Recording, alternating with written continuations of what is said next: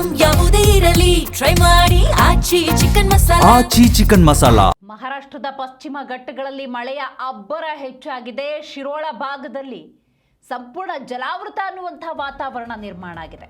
ಹೌದು, ಮಹಾರಾಷ್ಟ್ರದ ಪಶ್ಚಿಮ ಘಟ್ಟದಲ್ಲಿ ಮಳೆಯ ಅಬ್ಬರ ಹೆಚ್ಚಾಗಿದೆ. ಶಿರೋಳ, ನರಸಿಂಹವಾಡಿ, ದತ್ತ ಮಂದಿರ ಸಂಪೂರ್ಣ ಜಲಾವೃತ. ಶಿರೋಳ ತಾಲೂಕಿನ ನರಸಿಂಹವಾಡಿ ದತ್ತ ಮಂದಿರ ಅದು. ಮಹಾರಾಷ್ಟ್ರದ ಕೊಲ್ಲಾಪುರ ಜಿಲ್ಲೆಯ ಶಿರೋಳ ತಾಲೂಕಿನಲ್ಲಿರುವಂತಹ ನರಸಿಂಹವಾಡಿ ದತ್ತ ಮಂದಿರ ಜಲಾವೃತಗೊಂಡಿದೆ. ನೋಡಿ, ಅತಿ ಹೆಚ್ಚು ಮಳೆಯಾದ ಸಂದರ್ಭದಲ್ಲಿ ಮಹಾರಾಷ್ಟ್ರ ಭಾಗದಲ್ಲಿ ಕೃಷ್ಣೆ ತುಂಬಿ ಹರಿತಾಳೆ. ಕೃಷ್ಣೆ ಹರಿತಾ ಇದ್ದಂಗೆ ಅದರ ಉಪನದಿಗಳೆಲ್ಲವೂ ಕೂಡ ತುಂಬಿ ಹರಿತಾವೆ. ಇದರ ಪರಿಣಾಮವನ್ನು ನೀವು ಗಮನಿಸಬಹುದು. ನೀವೀಗೇನು ದೃಶ್ಯ ನೋಡ್ತಾ ಇದ್ದೀರಿ, ಇದು ಮಹಾರಾಷ್ಟ್ರದ ಕೊಲ್ಲಾಪುರ ಜಿಲ್ಲೆಯ ಶಿರೋಳ ತಾಲೂಕಿನ ನರಸಿಂಹವಾಡಿ ದತ್ತ ಮಂದಿರ ಹೆಂಗೆ ಜಲಾವೃತ ಆಗಿದೆ ಅನ್ನೋದನ್ನು ನೀವಿಲ್ಲಿ ಗಮನಿಸಬಹುದು. ಕೃಷ್ಣಾ ನದಿಗೆ ಪಂಚಗಂಗಾ ನದಿ ಸಂಗಮವಾಗುವಂತಹ ಸ್ಥಳ ಇದು.